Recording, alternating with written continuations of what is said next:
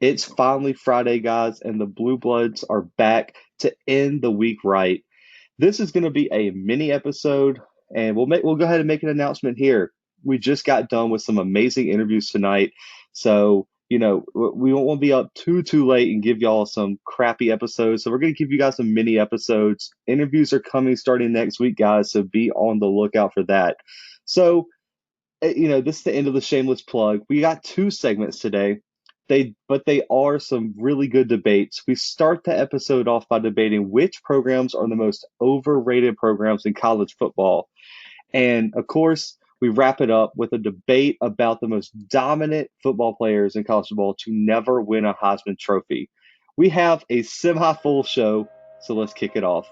So, guys, if you caught the Audible Wednesday night, we covered who we would pick as the true blue bloods of college football. Go check it out on YouTube if you have not caught that episode yet.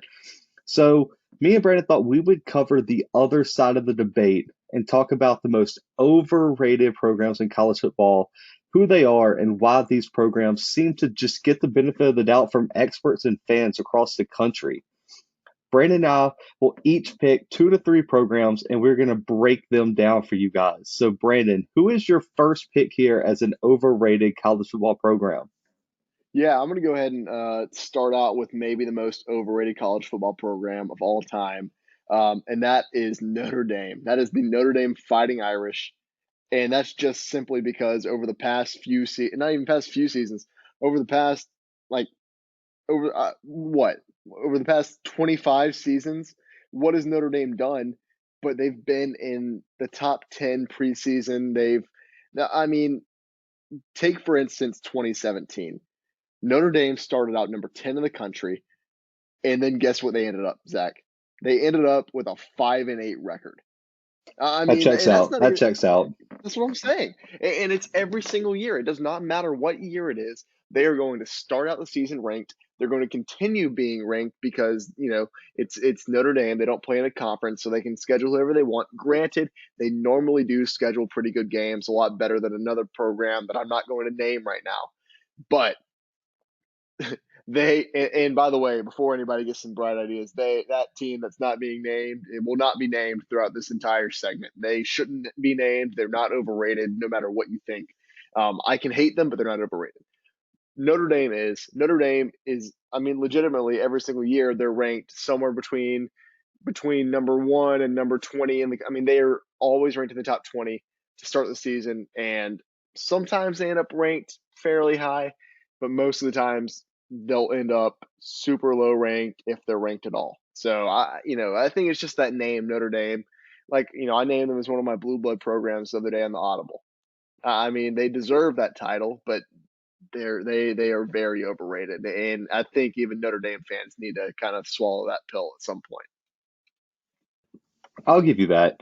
I don't have Notre Dame here. I think recently it's died down a lot. I think they're properly ranked now. I mean, they're always consistently a lower end top 10, top 15 team for the most part. But my team here, okay, Brandon, this team's always confused me, especially as a kid. So this might have been a little bit of a heart pick for the analytics guy. But you guys let me know what y'all think. My first pick here is the Virginia Tech Hokies. Okay. I, they when I was a kid, at least when Frank Beamer was there, they always seemed to be picked as one of the best teams. And recently, and even at that time, they were always picked as a dark horse contender or someone to be reckoned with. And at the height of this dynasty, I would call it not a dynasty, but at the height of this program, Frank Beamer took this team to the national championship with Michael Vick, but they lost the Sugar Bowl to Florida State in '99.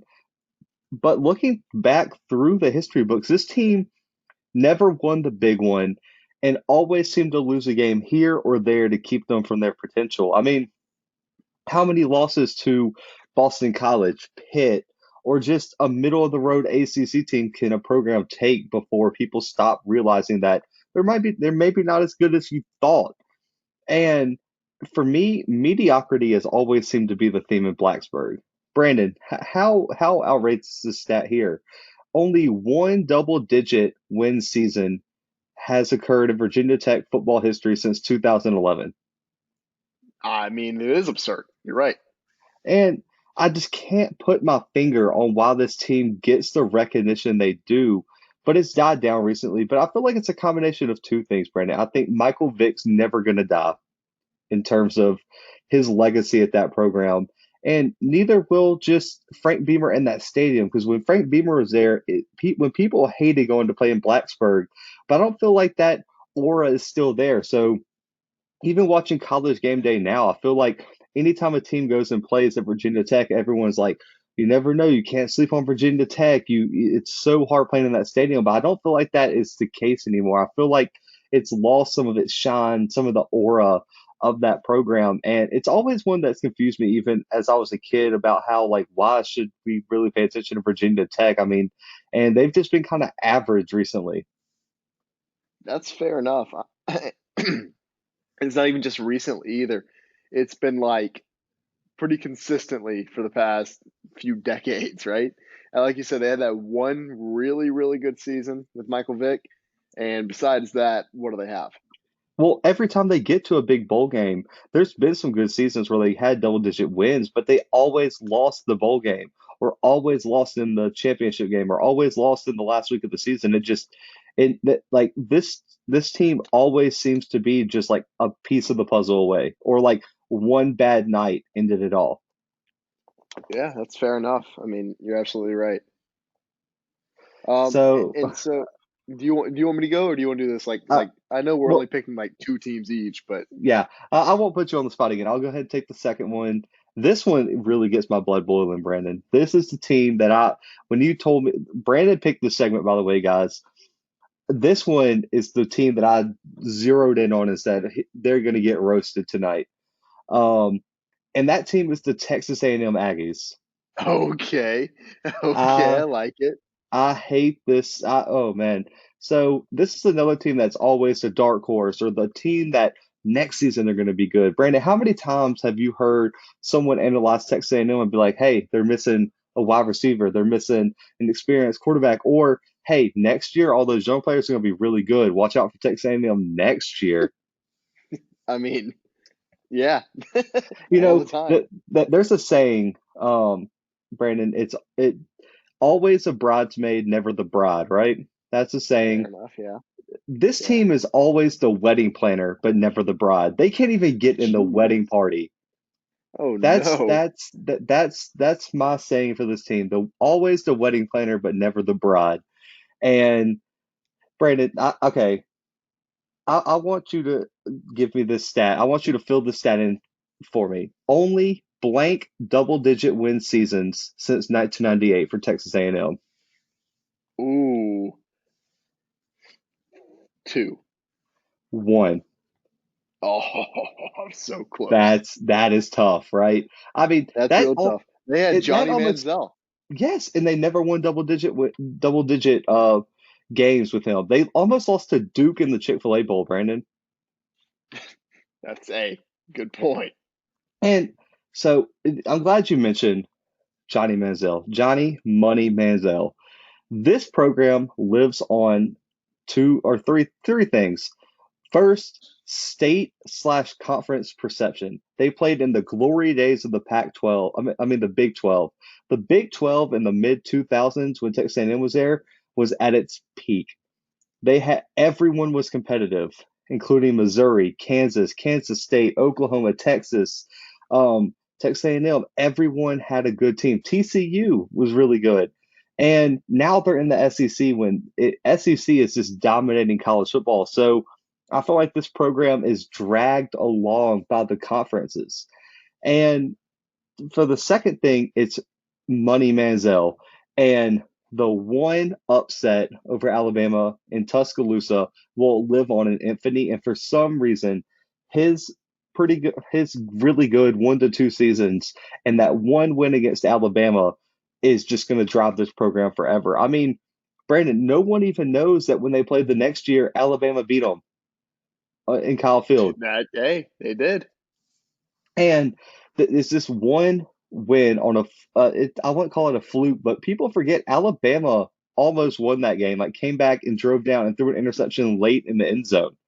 Um, And the other thing is, I think it's just the fans and the stadium hype that drives this whole, you know, train of the Texas A&M Aggies. I mean, the on the field results leave a lot to be desired. Everyone talks about the 12th man and oh, this season they get all their big games at home. Brandon, can you name the last time they like people were really afraid to go play at Texas A&M? Um, no. Well, When's the, I mean, yes. okay, so their three biggest um division rivals, LSU, Auburn, Bama. I mean, LSU, when's the last time that they beat all three of those teams in Kyle Field? They beat LSU in like a 7 overtime game Yeah, two that seasons ago. can you name another time? No, because they have not beaten LSU since they've been in the Yeah. SEC other than Okay. that year. Yeah, what about Auburn? I have no idea because I'm not an They've Auburn fan. they've never beaten Auburn in Kyle Field. And neither they have also not beaten Alabama in Kyle Field. Fair. Okay. So you have one win against your three biggest rivals, and just because you have a big stadium means you should just be a dark horse in the conference. And the ironic thing is, Brandon, what would an expert say about Texas A&M today for the next season? I don't know, but I do know what some people are saying, and by some people, I mean Kellen Mond, and that's that they're the next LSU. So just watch out for that. Yeah, so the dark horse. But that's enough roasting Texas A&M. They were my next victim on the podcast. So Brandon, who is your second pick? Zach, you're gonna like this one. I know you're gonna like it. You have to like it, and if you don't like it, then everyone on this podcast is gonna be questioning what you're really about. And so, my next most overrated team of all time, and hear me out because it might sound a little ridiculous at first. The University of Michigan, overrated is Let's what get they in. are. I like it. Let's get it, Zach. You're gonna, you're As long as you roast Harbaugh for at least 1 minute in this rant, I'll let you have it. So go ahead. Oh, I will. Don't you worry. So this is his sixth season as head coach, right? He's gone 47-18. Not too bad, right? That's pretty good. He's batting 723. That's nice. That's not Um, terrible. Not terrible. not terrible. What's his bowl record, Zach? I think he has one win. Yeah, he has one win in bowl games since he's been there. Not only that, but the University of Michigan to be in the conversation as one of the greatest. I mean, because I named them as one of my blue blood programs as well. I feel like I'm just roasting my blue blood programs in this segment right now, Yeah, but this is not some a of them good deserve look. it. This is not Some a of them good look. deserve it though. Zach, do you know when their last national championship was? Um, what was It it? was it was 1997. They won Yeah. in 1997. That was their It did. last national championship. Wait, I get it. wait, That hang wasn't on. that long ago. Didn't they tie? Isn't it In not like 1997, yeah. Yeah, yeah? no, they So went they don't even yeah, have they like a tied. full national championship. And do you know when the one before that was, Zach? Isn't it like 70 something, right? Or something like No, that? nope. Or even 1948. that's tough. That's real tough. 1948. That was their that was their last that was their last national championship before 1997. That one that they tied for. So, Michigan, you have to do something. I get it. Your all-time record is fantastic. No one can forget it. 962, 346 and 36. That's batting 729. That's nice. It's very nice. But do you know what their bowl record is, Zach? Not great. Supposedly one of the greatest college football programs of all time. Their bowl record is 21-27. They have a losing record in bowl games. They can't get it done. Okay, And so can I play devil's advocate, Michigan fan here? go ahead. So Brandon, the reason that it's below 500 is because Michigan's such a good program. A lot of those losses came in big bowl games. You know what's crazy, Zach, is that and if you're a Michigan fan, I'm going to hit you right where it hurts. Michigan started playing football in 1879. So I don't know how many of those 962 wins they really deserve, and I don't know how many of those claimed national titles they really deserve, because 10 of their claimed national titles came in 1948 or before, and then their 11th they tied for in 1997. So yeah, sure, you have 11 national titles that you claim. That's starting to sound an awful lot like the University of Alabama. That's neither here nor there. Michigan, at least Alabama has some they can truly hang their hat on.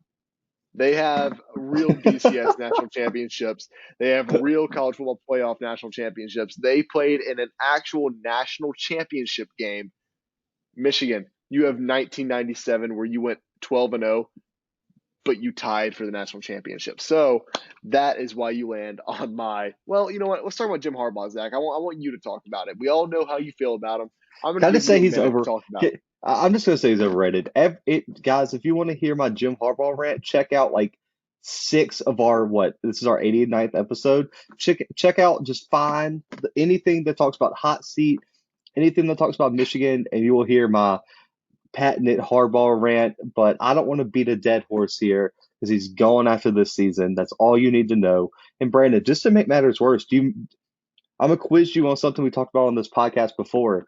Do you Oh know no, do you know the worst bowl game loss ever for Michigan? what is it? They lost to the BYU team that somehow won the national championship in the Oh Holiday yeah, they Bowl. sure did. They sure did. Oh wow, people forget. So, Yeah. So so I mean, technically, if you win that game, I guess you can claim another national championship I guess if you want to, I don't know, man. at 7-6. That's pretty bad.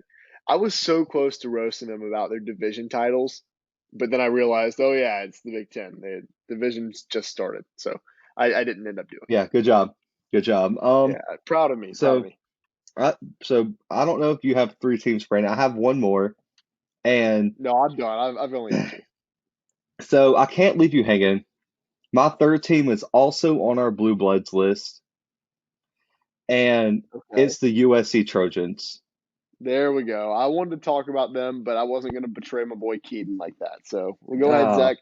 I'm not putting them on my list. I'm not going to do it, but you can have them on your list, and I might chime in. I mean, what team has been better at being highly ranked in the preseason but finishing much below expectations? Oh Brand, man, how many times have they started out ranked like in the top 10 and ended up just unranked? oh, so they have started the preseason 57 times being ranked. Okay, They finished unranked 17 of those times. that's not a good look. That's a really bad look, actually. And and the worst one was 2012 under Lane Kiffin. They were preseason ranked number one and finished 7-6. Oh no. Oh, not great. That's a horrible look, guys. And really and truly, outside of the the really, so Pete Carroll was there for a little while. He really only had three dominant years. And for me, there's been more lows than there's been highs outside of those years. And since Carroll left, there's only been four double-digit win seasons in USC, and two of those were under Sam Darnold, who arguably was one of the best quarterbacks in USC history. So, and you didn't get anything out of it. I think they got a Rose. No, they got a Rose Bowl win out of it. That out of one of them, but that was it. The other one they lost and didn't get there. And for a program that can make a blue blood program list and historically has been one of the most dominant programs in CFP history. Today, I think you have to mark them down as one of the most overrated teams in the country. Yeah, I think you're right. You know, there's a few years that like they are the anomaly. Obviously, there's the early 2000s where, or even just throughout the Pete Carroll era at USC, they were just dominant. And even here, like pretty recently, I mean, they've had decent seasons. I mean, let's talk about 2016 when they started ranked 20th in the country and they ended up ranking third in the country in 2016. People don't talk about it enough, by the way, um, because we act like USC's just been down, down, down, like terrible. But I mean, they had one off year in 2018, and before that, they went 11-3 under Clay Helton, 10-3 under Clay Helton. They've been pretty good, is what is my point. But yeah, I mean they are overrated. I guess you could say they do start out ranked a lot and they end up unranked. It's just that's the USC. It's the same sort of thing as Notre Dame, in my opinion, where it's hey, you have that name recognition. We're going to put you in the rankings. It doesn't really matter. Like it's just kind of like a lazy move to throw them in there. Is my point. Yeah, I mean, yeah, for sure. And I mean, for me, I feel like I don't feel like they've been bad. I mean, they've had some anomalies, like you said, but I feel like overall, like if you average together the body of work, it's not up to USC standards. I think that's why they were my third pick on the list and not one of my first two. And I see better days, especially with Keaton Slovis coming in, guys. You guys know how high we both are on him, and so I think USC could be on the verge of turning this thing around. But for right now, I have to put them my third pick here. But Yeah, absolutely. but guys, that ends this segment. We're moving on. This is weird to say, Brendan. I mean, we're not that far into the episode. We are already moving on to our last segment of the day. A few episodes back, we covered the least deserving Heisman winners of 19 since 1980. On the flip side of that argument were players who definitely deserved to win the honor. They were players each year who dominated, and some of these players fans probably don't even know or believe that these players never ended up with the Heisman Trophy in their hands. So here, Brandon and I are going to pick 2 to 3 players that each dominated their time in college football and probably should have won a Heisman Trophy but did not. So, Brandon, who is your first, let's just say, Heisman snub or the player who deserved it that dominated his time? Um, let's go ahead. I'll start out with I think the obvious choice here. Um, Peyton Manning. Ever heard of him? Have you? I mean, Peyton I have Manning not. was oh, whatever. Okay, so Peyton Manning made. I mean, he's the reason that Tennessee was so one. I mean, they were just incredible in the late '90s, and he somehow didn't win the Heisman Trophy. Charles Woodson, but I guess that's how. I don't know, man. To me, he was very deserving of it that year. We've already been over this before. Uh, he, I don't know. He was. I'm trying to think of a way to not just be like repetitive here. I mean, he's the reason that Tennessee was great in the late '90s. Am I wrong? I don't think anyone would argue with you on that one. No, and you've even made the argument that he deserved the Heisman Trophy that year. Yeah, Charles Woodson, of I course. picked Charles Woodson as like the least deserving Heisman player of all time. Like he the league, didn't even lead the league in interceptions that this Heisman winning year. That's what I'm saying. And so, I mean, to look at some of his college stats, he played from 1994 to 1997 at Tennessee. 1997 is that year that Zach and I are talking about. Peyton, he started in all 12 games for Tennessee. I mean, he had 3,800 yards passing that season. He averaged 8 yards. He averaged 8 yards a pass. He had 36 touchdown passes, and this is in a time that college football is dominated by the run. He had 36 touchdown passes and only 11 interceptions. That's his overall QBR is 147.7. That's fantastic. Don't know how he didn't win the Heisman. I guess it was time for a defensive player to win it. I mean, that 1997 year, he won every award that you possibly could. He was an All American. He won the Davy O'Brien Award, Johnny Unitas Golden Arm Award, the Maxwell Award, and the SEC Player of the Year. And not to mention, he capped it off. Um, what was it? Tennessee that tied with Michigan that year for the national championship? Yeah, I Is that believe who we're so. talking?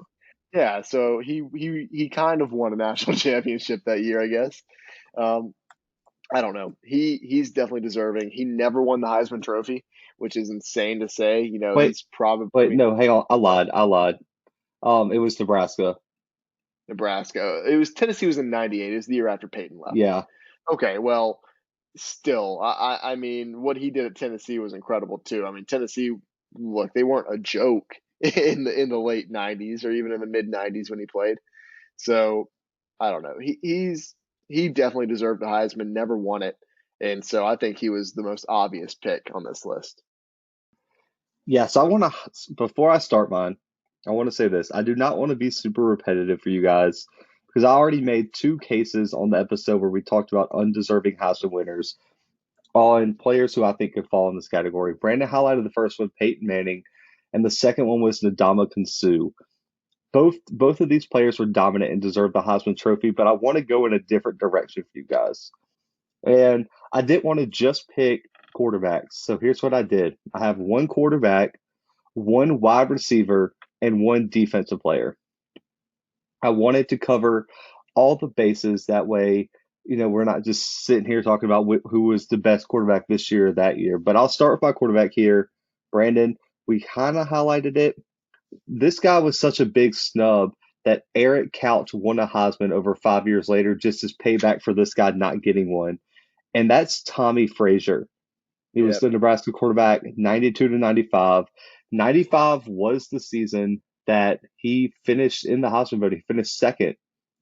But I mean, for a player to have in an option run first offense to have over 3,500 yards passing, 43 touchdowns in his career, and almost 2,000 career rushing yards and 36 touchdowns. I mean, that is outrageous. That's almost 80 touchdowns in his career. And for a player like this to never take home a Heisman just kind of blows my mind. I mean, if a quarterback was putting up stats like Fraser was back in the day, he would be one of the most automatic Heisman winners. And I think what hurt him, Brandon, is this. I think the fact that he didn't throw that often. I mean, Brandon, he only had 163 attempts throwing the ball his last year for Nebraska. I mean, Joe Burrow probably had that in week 4. I mean, Fair. so he did not throw the ball a lot, but he completed almost 60% of his passes and was averaging over 9 yards an attempt. And so he was moving the ball down the field and he was running the ball very well. And that Nebraska team was so dynamic with all the different weapons they had. I feel like his stats were suppressed, and I think that's what cost him the Heisman. But he was a Johnny Unitas Golden Arm Award winner, consensus All American. I mean, ranked up at the top of the Big Eight at the time in almost everything. And for me, I feel like it was probably one of the bigger snubs of all time for Tommy Frazier not to get this award. So I'm going to go with Tommy Frazier here. He might not be as an obvious one, but I feel like he did deserve it at least in 1995. Right. Absolutely. Zach, we're going to do it snake style, so go ahead and give me Oh your second boy. player. All right. This one could be a bit controversial, Brandon. All right.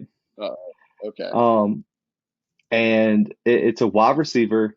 This award is generally not given to wide receivers, but I'm going with Randy Moss at Out of Marshall, Marshall? out of Marshall, 1997 specific, because 97 is the only year I can take into account because that was the first year Marshall was in Division One. But Brandon, in only 13 games the year I'm talking about in 97, Moss had 96 catches, Brandon, for Okay. over 1,800 yards and 26 touchdowns. All right. I And mean, that's a I get night, it. It's Randy Moss. It's Randy yeah. Moss. I mean, I get that. But And man, he also was the punt and kick returner for this team. And for me, he was a consensus All American, a Bolitnikoff Award winner, the MAC Offensive Player of the Year. Brandon, he was third in the NCAA in receptions. He was first in yards. He was second in the conference for yards per reception with 19. He led the NCAA in receiving touchdowns. He was fifth from yards for scrimmage in the NCAA. He led the NCAA in total touchdowns from scrimmage, and he was fourth for touchdowns responsible for. And I just don't understand. And Brandon, you want to hear the craziest stat of all time? He yeah. led the NCAA in points scored Okay. I as a mean, wide receiver. that's nuts. That is nuts, actually. That's And really crazy. and you're telling me he was fourth? He finished fourth in the Heisman voting, and you're telling me he was the fourth best player in the country? This guy was the best player in the country. Yeah. I mean, no, I don't agree with that. I get what you're saying. I mean, Brandon. So who who do you think is who do you think? Oh, I know who you think it is, but I'll let you say it for everybody. Who was the best wide receiver in the country last season?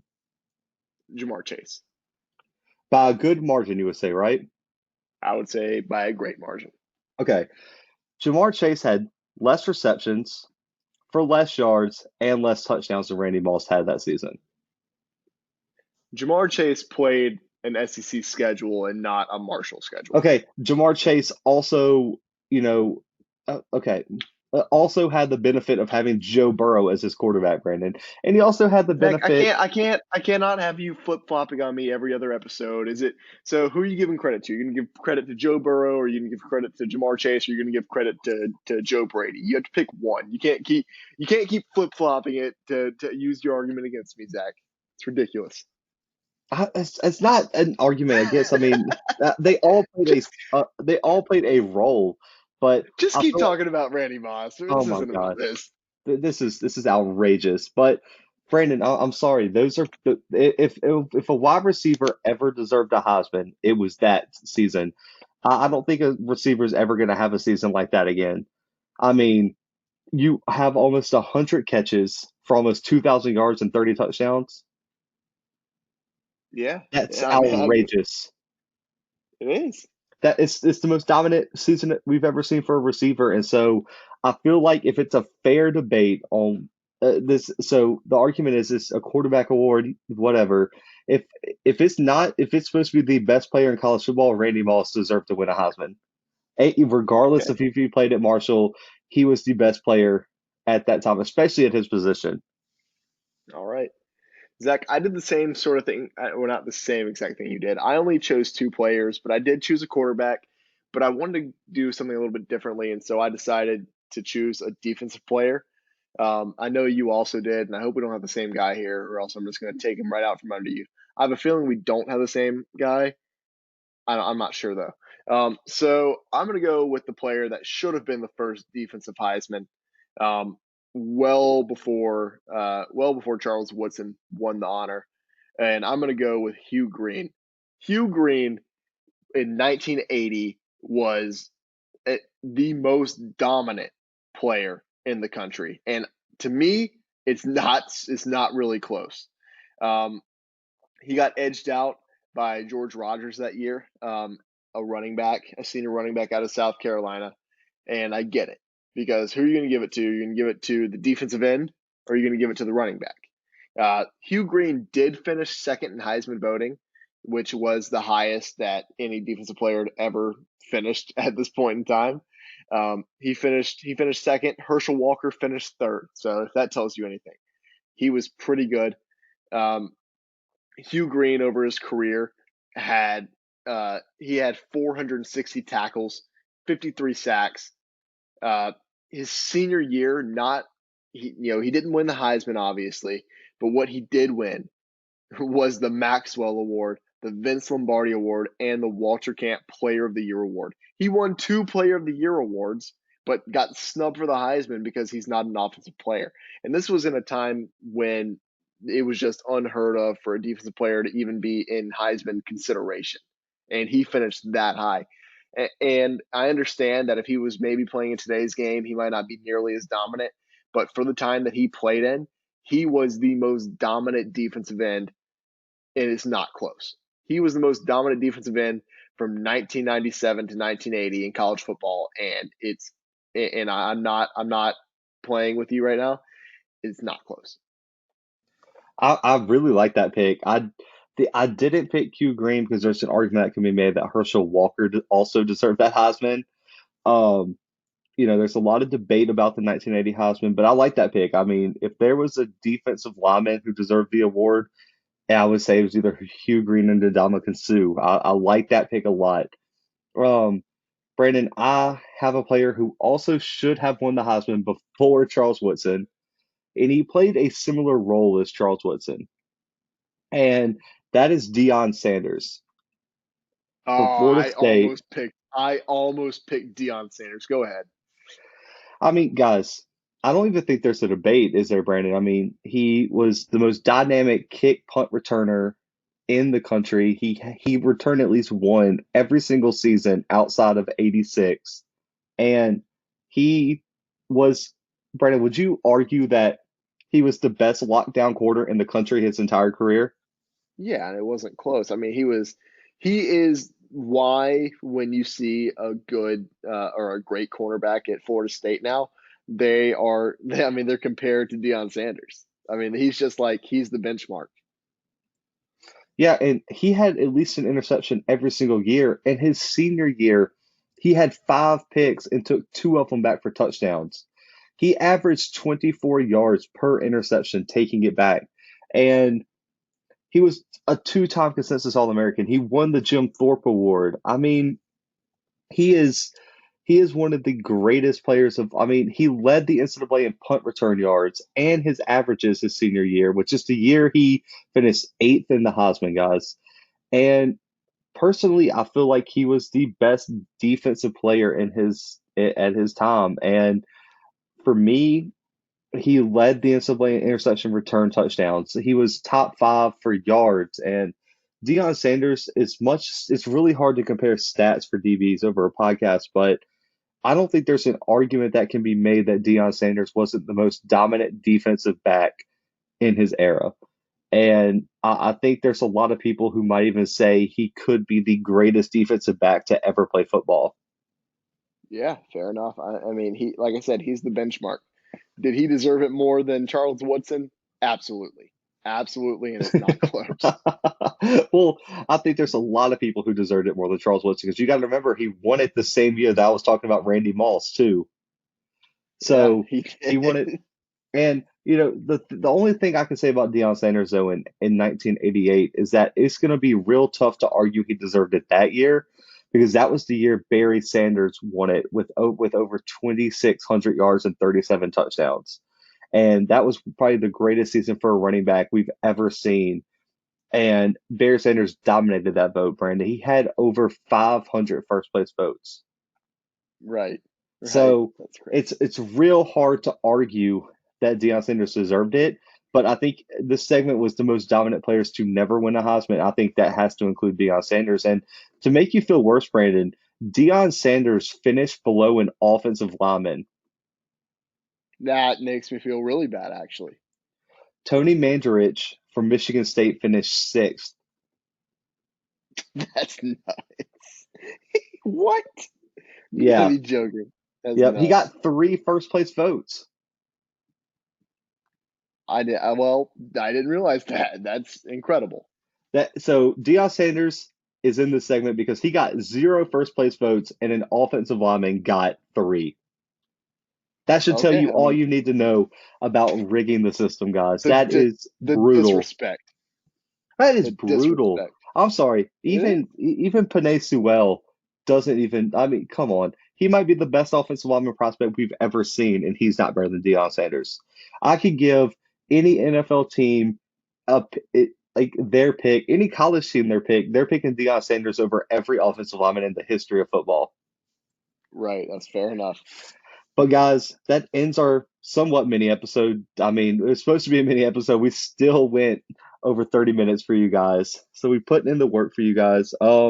Check out the Audible. The video is on YouTube. We did episode 2, so you guys go check that out on our YouTube page, the Blue Bloods CFB podcast. Subscribe to the YouTube channel, like all that stuff, share with your friends, find the podcast everywhere, share that with your friends too. Rate us on Apple Podcasts. We're gonna start shouting out people who comment. We're next episode we have someone we got to shout out. So just hang tight there. Next week, interviews start rolling in.